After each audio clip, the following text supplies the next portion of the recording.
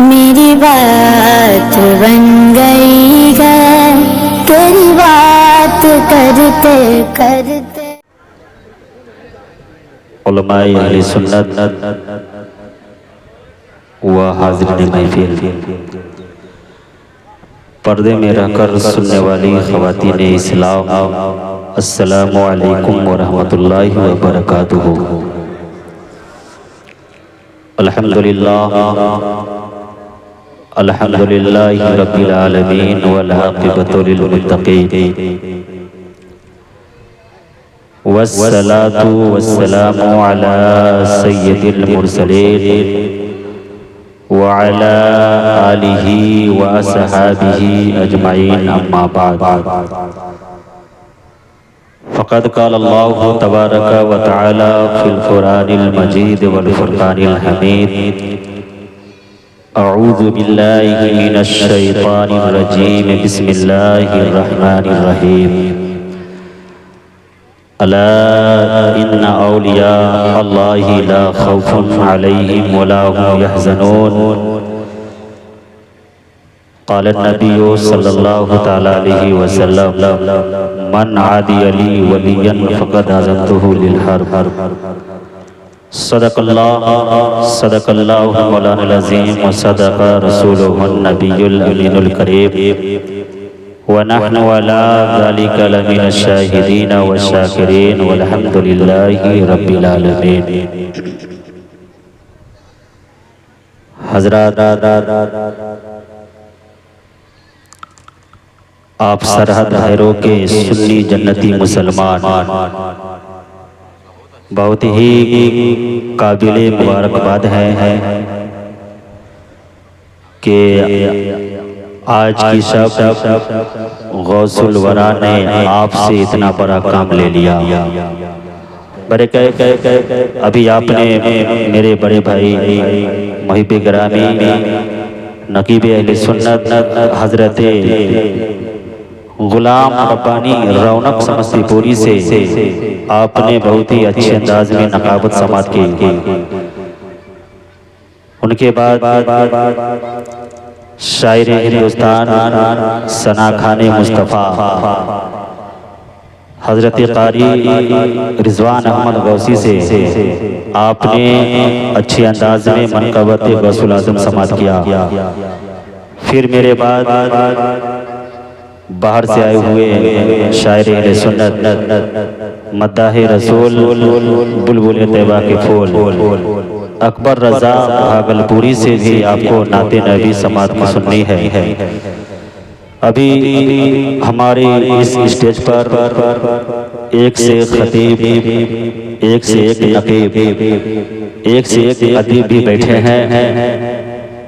ज़्यादा तारीफ करूं तो वक्त ज़्यादा लग जाएगा, क्योंकि किस किस का नाम लूं, किस किस को छोड़ दूं। जो ज़र्रा जहां है वही आफ्ताब है।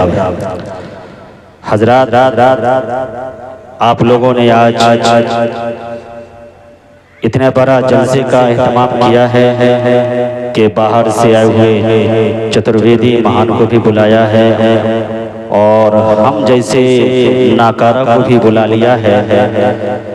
तो अल्लाह अपने गौसे आज़म के सदक़े में इस जलसे को कामयाब करे और इसको अपनी बारगाह में कबूल मंजूर अता फरमाए। हज़रात, मैंने जो आयत करीमा पढ़ी है इस पर रोशनी डालने से पहले सबसे पहले हमारा हुजूर आका इनामदार मदीने के ताजदार दोनों आलम के मालिक व मुख्तार लंबे लंबे हाथों से भीख देने वाले दाता हुजूर अहमद मुस्तफ़ा मोहम्मद मुस्तफ़ा सल्लल्लाहु अलैहि वसल्लम की बारगाह अक़दस में गुलामाना अंदाज से दुरूद शरीफ पढ़ लीजिए। पढ़िए झूम कर दुरूद शरीफ। अल्लाहुम्मा सल्ली अला सय्यदना शफीना हबीबना मुहम्मदिन बारिक वसल्लिम सल्लु अलैहि सलातु व सलाम अलैका या रसूलल्लाह सल्लल्लाहु अलैहि वसल्लम। हज़रात, मैंने अभी कुरान मुक़द्दस की बहुत ही मशहूर आयत करीमा पढ़ी है। अला इन्ना औलिया अल्लाहि ला खौफुन अलैहिम वला हुम यहज़नून।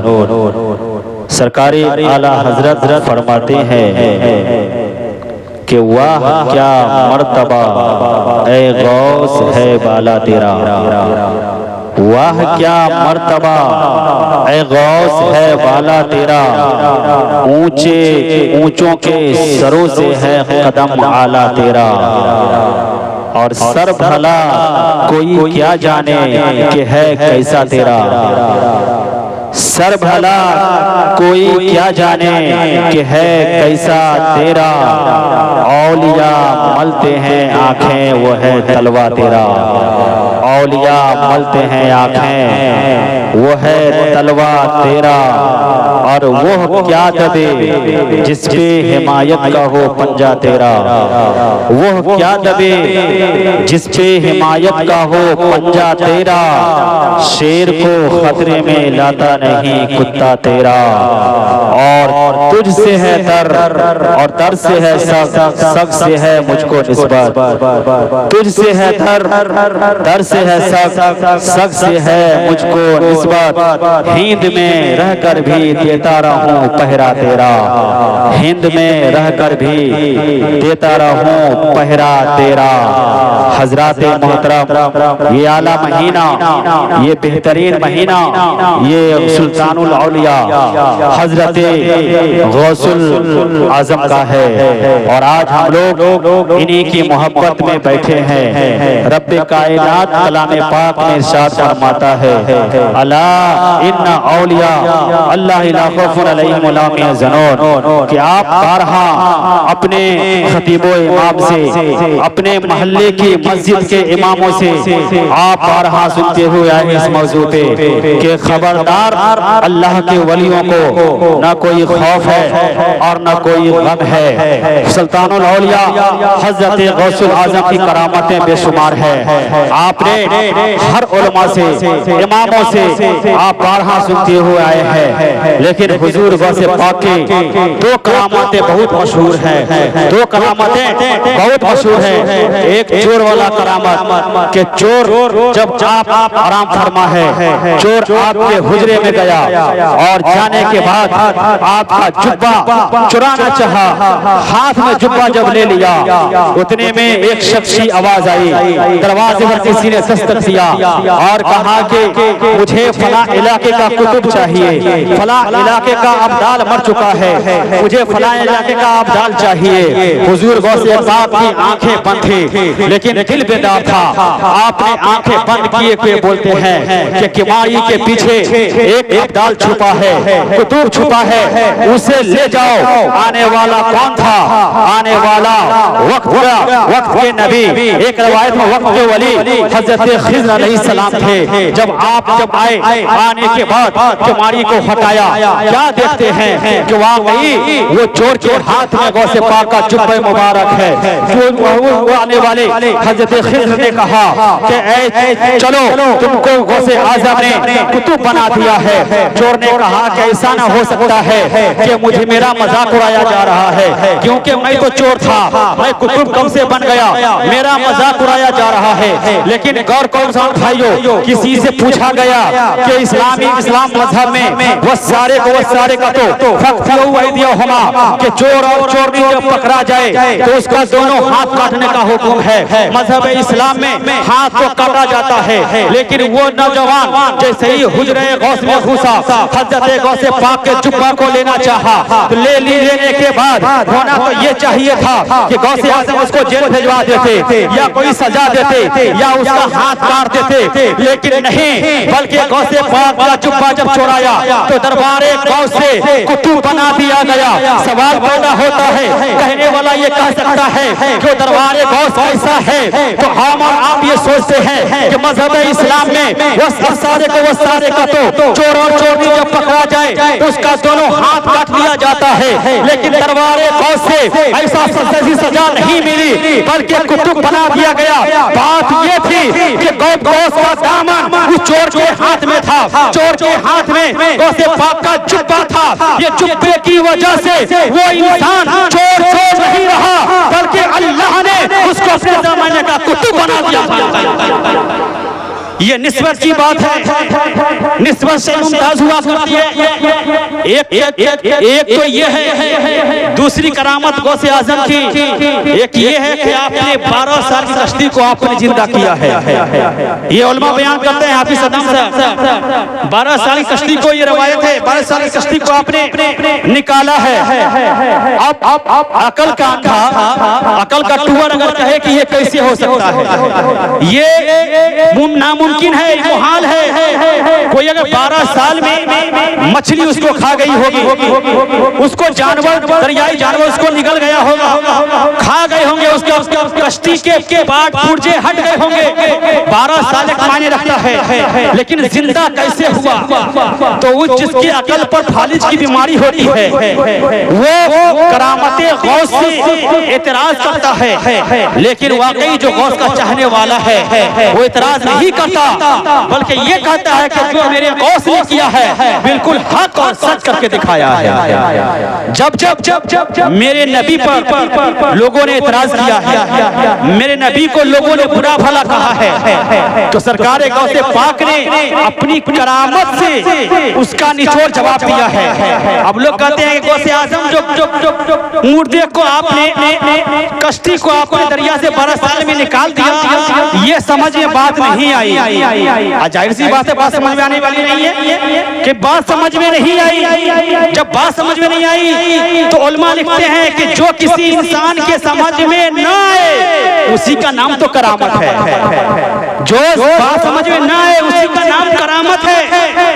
और करामत की बात चली तो हज़रत गौसे पाक, अब लोग एतराज करने वाला एतराज कर सकता है कि क्या कुरान में इसकी दलील है, क्या कुरान में लिखा है? तो आइए मैं आपको बताऊं कि हज़रत सुलेमान अलैहिस्सलाम को कौन नहीं जानता है। सुलेमान अलैहिस्सलाम को जानते हैं, ये अल्लाह के नबी हैं। अल्लाह ने आपको बादशाहत फरमाई थी। सुलेमान अलैहिस्सलाम का दरबार लगा हुआ है, बादशाह भी हैं, अल्लाह के नबी भी हैं। जब आपने भरे दरबार में आपने कहा, सुनो गौसे पाक की करामत इससे जाहिर कर रहा हूं कि आपने अपने दरबार में अपने खादिमों से, अपने गुलामों से, अपने उम्मतियों से कहा कि कौन है जो मलका सबा बिल्किस का तख्त खींच कर चले आए। उसमें से एक जिन्नात उठा।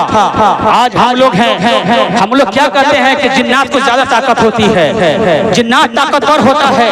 लेकिन गौर करो, जिन्नात ने कहा कि हुजूर मैं ये काम करके दिखा दूंगा, मैं जाऊंगा और सबा बिल्किस का तख्त खींच करके मैं ले आऊंगा। सुलेमान अलैहिस्सलाम ने कहा कि कितने वक्त में लाओगे, कितने टाइम में लाओगे? कहा कि आपका दरबार जब तक खत्म हो जाए, यानी खत्म होने तक मैं आपके कदमों में तख्त को ला करके डाल दूंगा। उसके बाद एक अल्लाह के वली, अब ये अल्लाह के वली बनी इस्राइल के वली हैं, हजरत सुलेमान अलैहिस्सलाम की उम्मत में है, जिनका नाम आसिफ इब्न बरखिया है। वो कहते हैं कि हुजूर इजाजत हो तो मैं लाऊंगा। कहा कि कितने देर में? कहा कि जब तक आपकी आंख की पुतली झपके उतने देर में लाकर के मैं आपके कदमों में डाल दूंगा। सुभान अल्लाह। अब जिन्नात ने कहा कि मैं आपका दरबार खत्म होने तक ला दूंगा। आसिफ इब्न बरखिया जो अल्लाह के वली हैं, वो बनी इस्राइल के वली हैं, आपने कहा कि मैं वो तख्त को पलक झपकने तक ले आऊंगा, जब तक आपका पलक झपके मैं ला करके हाजिर कर दूंगा। अब जरा इसको भी सुनिए कि तख्ती की लंबाई चौड़ाई वो 80 गज लंबी, उतना ही चौड़ी, और उसमें 7 दरवाजे थे, 7 दरवाजे लग थे। उसमें सबा बिल्किस जो मलका थी यमन की, और हजरत सुलेमान अलैहिस्सलाम फिलिस्तीन में आप बैठे हैं। जैसे आप फिलिस्तीन में बैठे हैं तो आपने देख लिया अपनी नबूवत की निगाह से, और उसमें हीरे जवाहिरात मलका लेकर के चल रही थी। मलका हीरे जवाहिरात लेकर के जा रही है, वो फिजा में उड़ रही है, वो फिजा में परवाज कर रही है। लेकिन उसको खींच करके आसिफ इब्न बरखिया जब आप सुलेमान अलैहिस्सलाम के कदमों में जब आपने डाल दिया, डाल देने के बाद पता चला कि अल्लाह ने एक वली की पावर में, वो भी बनी इस्राइल के वली हैं, उसके हाथों में इतना पावर रखा है तो गौसे पाक के हाथों में में कितनी पावर रही होगी। अब यहाँ पे सवाल करने वाला इतराज कर सकता है, कहने वाला कह सकता है वो तो एक बात थी, लेकिन सुलेमान अलैहिस्सलाम ने आसिफ बिन बरखिया से क्यों नहीं कहा? वो तो नबी थे, अगर चाहते तो मिनटों में अपने से खींच करके ला सकते थे, लेकिन दिखाना मकसूद था, दिखाना ये मकसूद था कि लोगों देखो कि नबी तो दूर की बात, जो नबी के कदमों में बैठता है जब उसका ये आलम है तो सरापा नबी का आलम क्या होगा। पता चला कि एक बनी इस्राइल के नबी का जब इतना ओहदा मकाम बड़ा है तो उम्मते मुहम्मदी के गौसुल आजम कितना बड़ा मकाम होगा। उम्मते मुहम्मदी के गौसुल आजम का कितना बड़ा मकाम होगा। पता चला कि मेरे गौसे पाक ने 12 साल की कश्ती को आपने, अब जरा इसको भी सुन लीजिए कैसे आपने जिंदा किया है। कहेंगे कि मौलाना आप तो कह दिए, लेकिन ये तफसील नहीं बताएंगे आपने कैसे किया।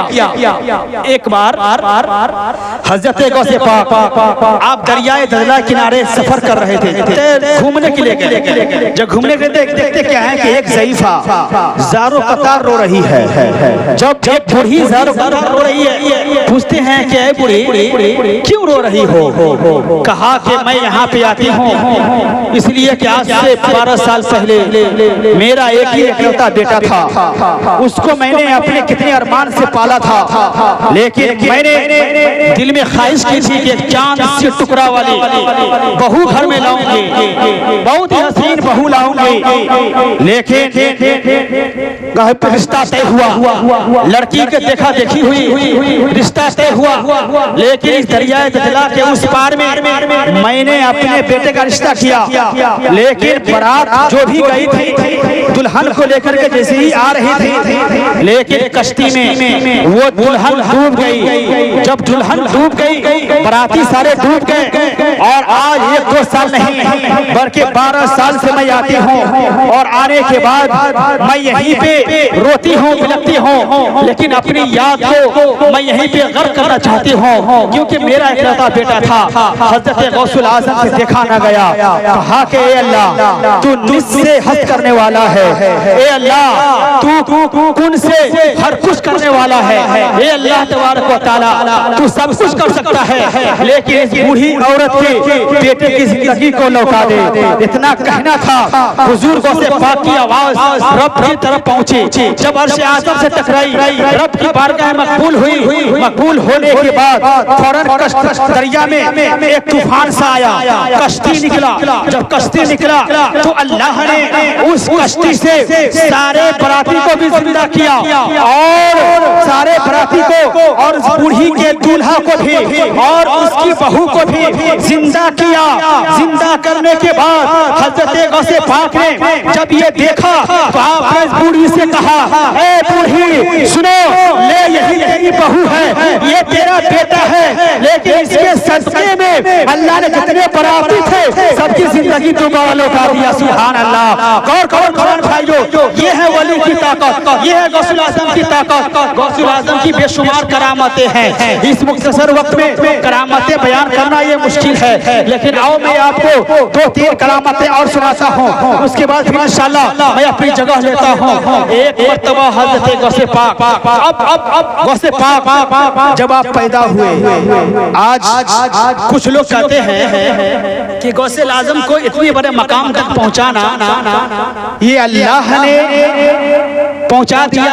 इनके तकवा पर, इनकी तहारत पर, इनकी तहज्जुद कज़ा न होने पर मुफस्सिर भी थे, मुहद्दिस भी थे, मुफ्ती भी थे, आलिम भी थे, हाफिज कुरान भी थे। तो इसलिए अल्लाह ने इनको गौसियत के मनसब पर फाइज किया। सवाल हो सकता है, कोई कह सकता है, लेकिन नहीं, वो अपनी जगह पर है। लेकिन उनको जो गौसियत मिली वो मोहब्बत रसूल की बिना पर मिली। सुभान अल्लाह। ये मोहब्बत रसूल की बिना पर मिली। अब मोहब्बत रसूल की जब बात चली तो हुजूर गौसुल आज़म ने बचपन से लेकर जवानी तक, जवानी से लेकर बुढ़ापे तक आप हमेशा शरीयत मुस्तफा की पासबानी करते रहे। तारीख गवाह है कि मुस्तफा की शरीयत पर कोई आंच न आने दिया, आपने कोई शरीयत को खल्क मत होने न दिया, जब खल्क मत मिलने न दिया, जब जरूरत पड़ी तो मेरे अब्दुल कादिर जिलानी आप जो है शरीयत मुस्तफा की पासदारी के लिए सोचने लगे कि आखिर मैं पैदा हुआ हूँ किस लिए, मैं सब कुछ हो सकता है मेरे बदन को, लेकिन मैं मुस्तफा की शरीयत को डूबने नहीं दूंगा। एक मर्तबा का जिक्र है कि हुजूर गौसे पाक वाज कर रहे थे, तकरीर कर रहे थे, दौरान तकरीर। अच्छा अभी महफिल सजी है, मजमा में अगर काला सांप अजदहा आ जाए तो मैं उम्मीद करता हूँ कि कोई भी इंसान बैठा नहीं रहेगा, बात सही है, सब उठकर भाग जाएगा। लेकिन गौसे पाक बयान कर रहे हैं, बयान करने के वक्त में हुजूर गौसे पाक के गर्दन पे एक सांप आ गया।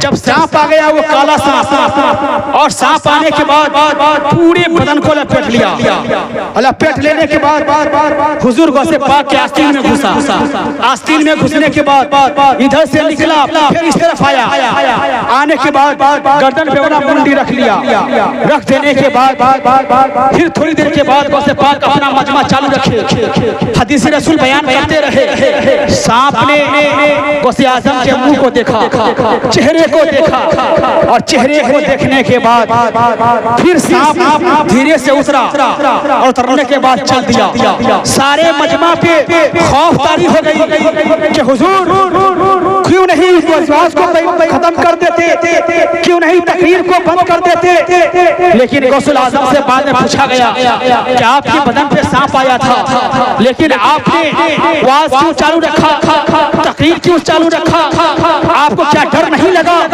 आप डरे नहीं, जहरीला जानवर था, काट लेता, आपको मौत हो सकती थी। लेकिन हजरत गौसे पाक का जवाब सुनिए, आपने कहा कि ऐ लोगों, ऐ मरे मुरीदों, सुनो बात यह है कि अगर मुझको अल्लाह मारना चाहे तो ये सांप तो दूर की बात, एक चूंटी भी काटे तो मैं मर जाऊंगा, एक चूंटी भी काटे तो मैं जाऊंगा, क्योंकि कादिर का बंदा अब्दुल कादिर हूँ, अल्लाह की कुदरत पर मुझे यकीन है, क्योंकि अल्लाह के कुदरत पर मुझे यकीन है कि अगर चूंटी भी काटे तो मैं मर जाऊंगा।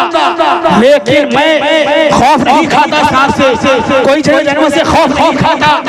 कहा कि सांप ने आपके चेहरे को देखा तो क्या बोल रहा था, क्या कह रहा था, कहा कि सांप यही कह रहा था मुझसे कि अब्दुल कादिर, बात यह है मैं आपको काटता नहीं, बल्कि मैंने कई वलियों को आजमाया है, लेकिन कितने वली फेल हो गए, लेकिन आज मैंने आपको देख लिया है कि आपकी इस्तिकामत, आप डटे रहे, आप डरे नहीं। इस बात की दलील है कि दुनिया में कोई भी इंसान आ जाए आपके सामने में, वक्त का बादशाह क्यों न हो, लेकिन आप इसका मुंहतोड़ जवाब देते हैं, और देने के बाद यही कहते हैं कि सब कुछ अब्दुल कादिर कर सकता है, लेकिन नाना के दीन को कभी डूबने नहीं दे सकता, नाना के दीन को कभी डूबने नहीं दे सकता। ये है हज़रत गौसे पाक की करामत, ये है मेरे गौस की करामत। अब आइए मैं आपको एक करामत और सुनाता हूँ। अच्छा एक बात बताइए कि उलमा से हम लोग सुनते हैं कि अभी मैंने शेर पढ़ा और अपने इमामों सुनते हैं कि शेर को खतरे में नहीं लाता कुत्ता तेरा, है ना, कुत्ता तेरा। अब बहुत सारे लोगों के जहन में ये होगा कि हो सकता है कि गौसे आजम के पास कुत्ता होगा, नहीं ये ना सोचते हैं गौसे आजम के पास कहीं कुत्ता होगा, लेकिन बात यह है कि हुजूर गौसे पाक के पास कुत्ता नहीं था, बल्कि कुत्ता पाला हुआ नहीं बल्कि पला हुआ था। पाला हुआ होता है, पला हुआ और होता है। पालना होता है जो खुद से पाला गया हो, जिसके गर्दन में पट्टा हो, उसका कोई मालिक होता है, कोई वारिस होता है, और जिसका गले में पट्टा नहीं होता उसका कोई वारिस नहीं होता, लावारिस होता है। तो हुजूर गौसे पाक के पास जो कुत्ता था, इसकी तशरीह सुनिए कैसा कुत्ता था। जो गौसे आजम के दस्तरखान से जितनी चीज हड्डी वगैरह बचता था, हड्डी वगैरह बचने के बाद दस्तरखान से मुरीद झाड़ दिया करते थे, तो वही कुत्ता उसको खा करके वहीं पे बैठा रहता था। सोबत का असर देखिए, जब वहीं बैठा रहने के बाद एक बार ऐसा हुआ कि शेख अहमद जाम शेर की सवारी करते थे। जब शेर की सवारी करते और जहां भी जाते तो एक चौपाया जानवर की खुराक के लिए यानी शेर की खुराक के लिए मांगा करते थे। अब यहाँ पे सवाल पैदा होता है, आपसे मैं पूछूं कि शेर कौन सा घास खाता है? शेर कौन सा घास खाता है बताइए? शेर कभी घास खाता है? नहीं खाता है। उसको क्या चाहिए? गोश्त। उसको क्या चाहिए? मांस। उसको क्या चाहिए? मीट। जब मीट चाहिए उसको, शेर कभी घास नहीं खाता और जंगल का राजा शेर है। लेकिन शेख अहमद जाम जब अपनी सवारी पर सवार होकर के जहाँ भी जाते, लोग चौपाया उसके लिए भेज दिया करते थे। एक मर्तबा किसी ने बताया, ऐ शेख अहमद जाम जाओ तो अब्दुल कादरी की चौखट पे जाओ और उनसे चौपाया मांगो। हजरत गौसे पाक ने अपने मुरीद से कहा कि शेख अहमद जाम शेर की सवारी करके आ रहा है, उसको जरा चौपाया ले जाओ और शेर के आगे डाल दो। जैसे ही मुरीद लेकर के गए, जाने के बाद जैसे ही मुरीद ने जब देखा कि वाकई शेर पर सवार होकर के आ रहे शेख अहमद जाम, जैसे ही मुरीद ने चौपाया को पेश किया, चौपाया को पेश करने के बाद शेर भूखा था। जैसे ही झपटना चाहा, जैसे ही छलांग मारना चाहा, देखते ही देखते हुजूर गौसे पाक का कुत्ता उस शेर को दो टुकड़ों में बांट दिया, शेर को दो टुकड़ों में तकसीम कर दिया, फाड़ दिया। अब कहने वाला कह सकता है कि मौलाना आपने तो कैसी बात कह दी, शेर जंगल का राजा होता है और शेर के पास जो भी जानवर चला जाए उसको जिंदा नहीं छोड़ता है, लेकिन कुत्ता ने कैसे शेर को फाड़ दिया? बात यह है कि सोबत में पला हुआ कुत्ता इतने ताकतवर हो सकता है जिसको गौसे पाक ने पाला नहीं था बल्कि खा करके पला था, साए में बैठता था, पला था। तो पलने वाले कुत्ते का जब ये आलम है जिसको गौसे आजम ने पाला हो, उसका आलम क्या? जिसको गौसे आजम ने पाला हो वो क्या होगा? यही वजह है कि गौसे आजम ने जिसको पाला है अपने वक्त का आलिम दीन भी बना, अपने वक्त का मुजद्दिद आजम भी बना, अपने वक्त का मुफस्सिर आजम भी बना, जिनको आज पूरी दुनिया सुन्नियत का इमाम अहमद रजा खान बोलता है। तब आपने कलम उठाया और अल्लाह ने आपको इतना इल्म दिया था कि आप 55 उलूम रखते थे तकरीबन। उसके बाद जब कमोबेश 55 रखते थे उलूम, आपने कई हजार किताबें लिखी, 1000 से ज्यादा किताबें लिखी। लेकिन जब पेश करना हुआ रब की बारगाह के रसूल की बारगाह में, हुजूर की बारगाह में, तो ये नहीं कहा कि ए अल्लाह के रसूल मैं आपकी बारगाह में फतवा रज़िया लेकर के आया हूँ, या मैं आपकी बारगाह में हिसामुल हरमैन लेकर के आया हूँ, या कोई चौथीगर किताब का नाम आला हज़रत ने नहीं लिया, बल्कि क्या कहा कि तेरी सरकार में लाता है वो रज़ा उसको शफी जो मेरा गौस और लाडला बेटा। आला हजरत ने ये नहीं कहा कि मैं किताब लाया, बल्कि कहा कि ए अल्लाह के रसूल मैं उसको अपना शफी बनाता हूँ, जो आपका लाडला बेटा है वही मेरा गौस है। तब लोग कहते हैं कि आला हजरत अहमद रजा नया अकीदा बनाया, नया अकीदा नहीं बनाया। गौसे आजम की करामत का नाम अहमद रजा है, गौसे आजम की करामत का नाम अहमद रजा है, ख्वाजा की खाजगियत का नाम अहमद रजा है। जब अहमद रजा है तो उनको पाला है गौसे आजम ने, तो पाला है तो मोहब्बत में मेरे आला हजरत ने क्या कहा, क्या कहा? वो क्या दबे जिस पे हिमायत का हो पंजा तेरा, एक गौसे पाक वो क्या कभी जिसपे हिमायत का हो खंजा तेरा, शेर को खतरे में लाता नहीं कुत्ता तेरा। पता चला कि जो चला रही उसका जब ये आलम है तो आला हजरत मेरे गौस ने पाला है, उसका आलम क्या होगा। दुरूद शरीफ पढ़िए, अल्लाहुम्मा सल्ली अला सय्यदना शफीना हबीबना मुहम्मद बारिक सल्लल्लाहु अलैहि सलाम अलैका या रसूलल्लाह, सलातम व सलाम अलैका या हबीबल्लाह सल्लल्लाहु तआला अलैहि वसल्लम। तो हजरत मोहतरम गौसे आज़म की करामतें बेशुमार हैं, बहुत ज्यादा है। आइए मैं आपको चंद बातें और बताता हूँ कि गौसे आज़म कैसे पीराने पीर हैं। अब पीराने पीर जब कहते हैं कि गौसे आज़म पीरों के पीर हैं, पीराने पीर रोशन ज़मीर हैं, हर कोई कहता है सिलसिला चाहे जो भी हो मिलता है सब अब्दुल कादिर जिलानी से, सिलसिला चाहे जो भी हो मिलता है अब्दुल कादिर जिलानी से। लेकिन कुछ सिलसिले वाले जब अब्दुल कादिर जिलानी से मिलते हैं लेकिन उसमें भटक गए, नाम लेते हैं गौस का लेकिन काम करते हैं शैतान वाला। और जैसे वारसिया को देख लीजिए, जैसे और सिलसिले को देख लीजिए, कहते हैं कि हम अब्दुल कादिर जिलानी के मानने वाले हैं, हम कादरिया के मानने वाले हैं, लेकिन नमाज एक वक्त भी नहीं पढ़ेगा। आज के दिन से गौर करो, वो दिन कैसा था जब आप लंगर भी क्या करते तो उसमें कोई बेनमाजी नहीं था, बल्कि नमाज तो नमाजी था। लेकिन आज हमारे गौस का लंगर भी खाते हैं लेकिन फिर भी नमाज नहीं पढ़ते हैं। सिलसिले वाले बहुत सारे ऐसे हैं जो एक वक्त की नमाज नहीं पढ़ते। क्या गौसे आज़म ने कभी नमाज को तर्क किया है, नमाज को छोड़ा है? जब नहीं छोड़ा है तो कादरिया का नाम लेने वाले अब्दुल कादिर जिलानी हमारे से बात नहीं कर सकते जब तक कि हम शरीयत को नहीं पहचान सकते। अब जो शरीयत को हम नहीं पहचाने तो हम क्या कहते हैं कि मार्फत में चले गए, हकीकत में चले गए, तो मजाजियत में चले गए। अरे मार्फत क्या होता है? जब शरीयत नहीं पहचान पाए तो मार्फत में क्या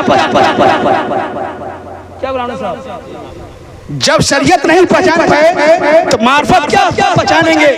मेरे गौस ने यही इजाज़त दिया है, पहले शरीयत को फॉलो करो, शरीयत को मानो। लेकिन आज हमारी शरीयत दूर है।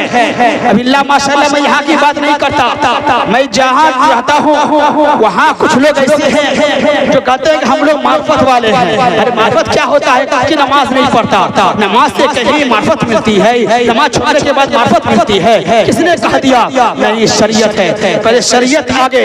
मेरे गौसे आज़म ने क्या पैगाम दिया है? गौसे आज़म पैदा हुए तब आपने रोजा रखा, जवान हुए तब आपने रोजा रखा, जब आपने जवान हुए तब नमाज़ें पढ़े। और कोई इंसान तारीख में बता दे, कोई आपका अल्लामतुल दहर, कोई मुफ्ती बता दे कि गौसे आज़म की एक भी नमाज कज़ा हुई हो, नहीं हुई हो। आज हम कादरिया जलसे में आने वालों, जब गौसे पाक के जलसा में आने वालों ये अहद कर लो कि आज से हम भी तौबा करें और गौसे आज़म के दीन में दाखिल हो जाए।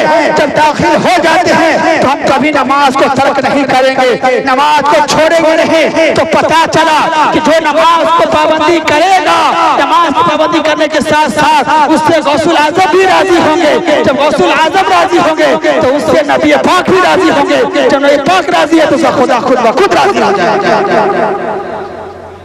अब आइए मैं आपको बताऊं कि हुजूर गौसे पाक का मकाम कितना ऊंचा है, कितना बुलंद है कि हजरत गौसे पाक आप पिराने पीर हैं, लेकिन आपसे पहले भी कितने गौस आए, कितने कुतुब आए, लेकिन जो आए उनके भी, जो बाद में आए उनके भी, और जो आएंगे उनके भी, सबके पीर हैं। गौसुल आज़म सबके पीर हैं। आइए गौसे आज़म का मकाम मैं बताऊं। हुजूर गौसे पाक का मकाम क्या है? फनाफी शायर हजरत अमीर खुसरू का नाम आपने सुना होगा, फारसी के बहुत बड़े शायर हजरत अमीर खुसरू।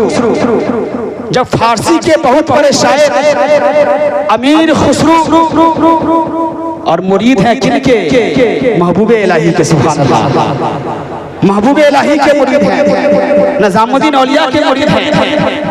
वलायत है, महबूब का लक़ब जो मिला है दो ही बुजुर्ग को मिला है। सुभान अल्लाह। एक गौसे आजम को महबूब सुबहानी और निजामुद्दीन औलिया को महबूब इलाही। महबूब इलाही, महबूब का लक़ब महबूब उसे कहते हैं जिससे खुदा खुद मोहब्बत करे। सुभान अल्लाह। महबूब उसे कहते हैं जिससे खुदा खुद मोहब्बत करे, उसको महबूब कहते हैं। अब आइए हनाफी शेख एक बार पानीपत गए, और पानीपत कहाँ गए? पानीपत पाकिस्तान में है। पानीपत कहाँ है? हिंदुस्तान में। सुभान अल्लाह। पानीपत लोग रोजगार में जाते हैं, बात सही है। वहाँ मज़ार है हज़रत अबू अली शाह कलंदर का। हज़रत अबू अली शाह कलंदर हयात से थे, तो हज़रत अमीर खुसरो उनकी मजलिस में गए, और जाने के बाद जुमरात के रोज बुजुर्गों के यहाँ का दस्तूर है कि उनके यहाँ कुछ वज़ाइफ होते हैं, और वज़ाइफ होने के बाद कुछ वजीफे मुरीदों को बताया जाता है। तो हज़रत अली शाह कलंदर की बारगाह में जब अमीर खुसरो गए, जाने के बाद वहाँ मजमा लगा हुआ था। अमीर अली शाह कलंदर ने कहा कि सब लोग अपने अपनी निगाह को नीचे करो। जैसे ही सबों ने निगाह को नीचे किया, देखते ही देखते क्या देखते हैं कि मेरे सरकार सल्लल्लाहु अलैहि वसल्लम मनसबे तख्त पे बैठे हैं। उस जमात के अमीर मेरे सरकार हैं, जितने भी वली हैं सब वहाँ पे हाजिर हैं, लेकिन मेरे पीर निजामुद्दीन औलिया नहीं। जब उठे दरबारे वली शाह कलंदर से, तो आप उठ करके आए कहाँ? अपने पीर के पास, और गमगीन थे, गमज़दा थे। निजामुद्दीन औलिया ने पूछा कि ऐ मेरे मुरीद, ऐ अमीर खुसरो, तुम क्यों इतना परेशान सा लग रहे हो, गमगीन क्यों हो? कहा कि बात यह है हुजूर, ऐ मेरे पीर, बात यह है कि आज मैं वली शाह कलंदर की मजलिस में गया था, लेकिन उन्होंने एक ऐसी मजलिस दिखाई जिसमें हुजूर भी थे, सारे औलिया भी थे, लेकिन उस मजलिस में हुजूर आप नहीं थे। उस मजलिस में हुजूर आप नहीं थे। निजामुद्दीन औलिया ने क्या कहा? ए अमीर खुसरो, और फारसी का शेर है, अमीर खुसरो ने बाद में लिखा है, सब जाए के मन बुदम, सब जाए के मन बुदम, ये शेर बाद में लिखा है अमीर खुसरो। ये वाकया के बाद वाकया क्या है इसको जरा सुनिए कि जैसे ही निजामुद्दीन औलिया ने कहा कि फिर जाओ आज, और किसी से मत पूछना, डायरेक्ट हुजूर से पूछना, नबी से पूछना कि मेरे पीर कहाँ है। सुभान अल्लाह। निजामुद्दीन औलिया कहाँ है? जैसे ही अमीर खुसरो ने देखा कि फिर वही मजमा लगा हुआ है, मेरे सरकार से अमीर खुसरो ने पूछा। अब यहाँ पे सवाल पैदा होता है कि बताइए अमीर खुसरो कितना बड़ा मकाम है, या वली का कितना बड़ा मकाम है कि उस दरबार में वली शाह कलंदर ने सारे वलियों का मजमा दिखाया। वो कितने पहुंचे हुए पीर होंगे, कितने पहुंचे हुए वली होंगे। जैसे ही कहा कि दिखाओ दरबार, वो दरबार में कहा कि हुजूर मेरे पीर यहाँ नहीं है, मेरे पीर कहाँ हैं? मेरे सरकार ने कहा कि अमीर खुसरो जरा एक सीढ़ी ऊपर चढ़ जा। सुभान अल्लाह। एक सीढ़ी ऊपर चढ़ जा। अमीर खुसरो एक सीढ़ी ऊपर चढ़े, वहाँ भी देखे, वहाँ भी हुजूर जलवा फरमा है। उसके बाद वहाँ भी मेरे पीर नहीं है। कहा हुजूर यहाँ भी मेरे पीर नहीं है। कहा कि अमीर खुसरो एक सीढ़ी और ऊपर चढ़ जा। जैसे ही चढ़े, और चढ़ने के साथ साथ वलियों का मजमा कम होता जाता था, वलियों का मजमा कम होता जाता था। इसी तरीके से 7 सीढ़ी हज़रत अमीर खुसरो चढ़े। चढ़ने के बाद देखते क्या है कि जो आखिरी मंजिला पर जो मजमा लगा हुआ है, उस मजमा में अमीर मुस्तफा सल्लल्लाहु अलैहि वसल्लम है।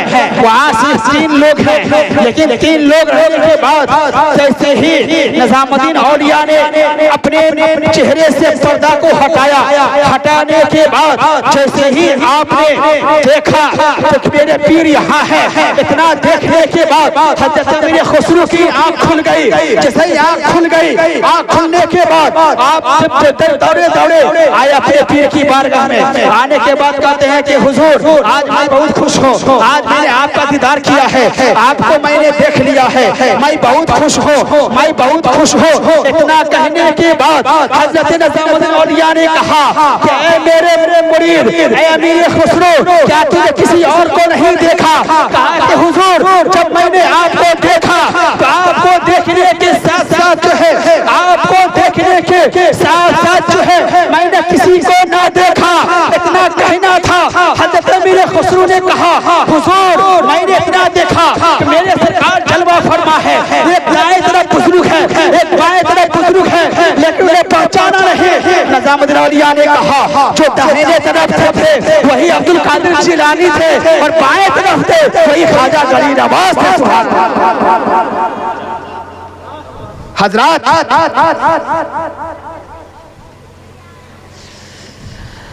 वही हजरत ख्वाजा गरीब नवाज थे और दाएं तरफ हजरत अब्दुल कादिर जिलानी थे।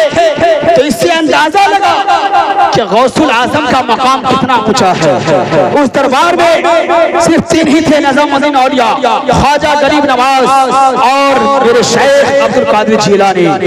गौर करो सुन भाइयों, एक करामत और सुनो, इसके बाद गुफ्तगू खत्म। हजरत की आमद हो चुकी है, उसके बाद मैं अपनी जगह लेता हूँ कि हजरत गौसे पाक का एक मुरीद, हजरत गौसे पाक का एक मुरीद तिजारत करते थे, बिजनेस करते थे। ऊंट पर शक्कर की बोरी लाद कर, शक्कर समझते हैं ना, शक्कर की बोरी लाद कर लगभग 14 ऊंट पर हजरत गौसे आजम के मुरीद जा रहे हैं तिजारत करने के लिए। रास्ते में जा रहे थे, शाम हो गई, एक सुनसान बयाबान जंगल में वहीं पे पड़ाव, काफिले वालों ने पड़ाव डाला। जब रुके पड़ाव डाले, पड़ाव डालने के बाद हजरत गौसे आजम के मुरीद का रात में 4 ऊंट जो है गायब हो गया। 14 ऊंट पर सवार, 14 ऊंट पर शक्कर की बोरी थी, 4 ऊंट गायब हो गए। जब 4 ऊंट गायब हो गए, सुबह को जब काफिला जब चलने की तैयारी होने लगी, अपने सवारी को जब गिनते हैं, काउंट करते हैं, तो क्या देखते हैं कि मेरा 4 ऊंट गायब है। जब 4 ऊंट गायब है तो कहा कि मेरे पीर ने ये कहा था कि ऐ मेरे मुरीद, जब तुम पर कोई मुसीबत आन पड़े, जब कोई मुसीबत में फंस जाओ, जब तुम पर परेशानी आ जाए तो मेरा नाम ले लेना और ये कहना, या शेख अब्दुल कादिर जिलानी शय्यन लिल्लाह अल मदद, या शेख अब्दुल कादिर जिलानी शय्यन लिल्लाह अल मदद। जब इतनी बात कहना मैं मदद को पहुंच जाऊंगा। उसके दिल में ख्याल आया, फौरन कहा, या शेख अब्दुल कादिर जिलानी शय्यन लिल्लाह अल मदद। इतना जैसे ही कहा कि पहाड़ पे एक बुजुर्ग नजर आए। जब पहाड़ पे एक बुजुर्ग नजर आए तो वो बुजुर्ग कहते हैं कि आओ इधर आओ, तुम्हारे ऊंट इधर हैं। जैसे ही इतना कहना था वो दौड़े दौड़े गया और जाने के बाद क्या देखता है कि वो ऊंट पहाड़ की तरफ चल रहा है। जैसे ही घास खा रहा है, चल रहा है, वो अपने ऊंट को लिया और लेने के बाद जब तक काफिला निकल चुका था, आप सारे ऊंट को लिए और लेने के बाद गए कहा मंडी में शक्कर बेचने के लिए। जब शक्कर को बेच करके अपने पीर की बारगाह में आए, आने के बाद जब अब्दुल कादिर जिलानी ने गौसे पाक ने अपने मुरीद से कहा कि ऐ मेरे मुरीद, तुम्हारे ऊंट गायब हो गए थे, तुम्हारे ऊंट मिले कि नहीं मिले? कहते हाँ हुजूर मिला था। कहा कि वो मैं ही था जो मैंने तुमको रास्ता उनका बताया था। सुभान अल्लाह। पता चला कि गौसे आजम की फैजान आज ही बरस रहा है और कल भी था, आज भी है और क़यामत तक हम सारे जन्नती मुसलमानों पर बरसता ही रहेगा। यकीन की बात है, ये यकीन की बात है। वरना बहुत सारे लोग कहते हैं कि हमको गौसे पाक की करामत समझ में नहीं आती। तो जो वली की करामत समझ में न आए उसी का नाम तो करामत है। वरना अगर सबसे जाहिर हो जाए, कोई जो है मुर्दा को जिंदा करना शुरू कर दे, कोई डूबी कश्ती को वापस करना शुरू कर दे, तो गौस तो सब हो जाएगा, सब अपने आप को गौस कहेगा। लेकिन नहीं, कहने का मतलब यह है कि रब तबारक व तआला जिससे चाहता है अपने खास बंदों में चुन लेता है। और सिर्फ मोहब्बत रसूल की बिना पर आज हम भी दावा करते हैं, आप भी दावा करते हैं, पूरी दुनिया दावा करती है कि हम नबी नबी से मोहब्बत करते हैं, नबी के मोहब्बत की आहें भरते हैं, लेकिन गौसे आजम फरमाते हैं कि अगर मेरा मुरीद पूरब में है और मैं पश्चिम में हूँ तो मेरा मुरीद का सतर खुल जाए, अगर मुझको आवाज दे तो मैं उसके सतर की पर्दापोशी कर दिया करता हूँ। गौसे आजम पता चला कि गौसे आजम की नजरों से कोई चीज गायब रहे तो जब रसूल आजम के बेटे के 400 साल के बाद गौसे आजम की पैदाइश हुई तो उस जमाने के वली के जब इतनी पावर है तो सरापा मेरे मुस्तफा में कितनी पावर हो गई। इसलिए तो बड़ी को पुकार उठते हैं कि दूर नजदीक के सुनने वाले कान लाले करामत पे लाखों सलाम। पता चला कि जब बेटे का जो भी आलम है सरापा नबी का आलम क्या होगा। जब उनके गदा भर देते हैं शाहाने जमाना की झोली, मोहताज का जब आलम है तो मुख्तार का आलम क्या होगा। इसलिए हम भाइयों अला इन्ना औलिया अल्लाह ला खौफुन अलैहिम वला हुम यहज़नून कि खबरदार बेशक अल्लाह के वलियों को ना कोई खौफ है और ना कोई हुज़्र व मलाल है। अल्लाह के वली हर जगह बेखौफ और बेगम हुआ करता है। वली अल्लाह बेशक मज़हर शान इलाही है जो उनके मुंह से निकले आए फरमान इलाही है। ये किस्से लतीफ अभी ना तमाम है, जो कुछ बयां हुआ वो आगाज़े बाब था। बोलने में सुनने में सुनाने में हमको आपको जो भी लगिशे हो अल्लाह उसे माफ फरमाए और मैं सच्चे दिल से ताइब होता हूँ। और सारे मजमा मेरे साथ मिलकर पढ़ लीजिए अस्तगफिरुल्लाह रब्बी मिन कुल्ली ज़ंबिन व अतूबु अलैह, अस्तगफिरुल्लाह रब्बी मिन कुल्ली ज़ंबिन व अतूबु अलैह, ला इलाहा इल्लल्लाह मुहम्मदुर रसूलुल्लाह सल्लल्लाहु अलैहि वसल्लम व आखिरु दावाना अनिल हम्दुलिल्लाहि रब्बिल आलमीन। अस्सलामु अलैकुम।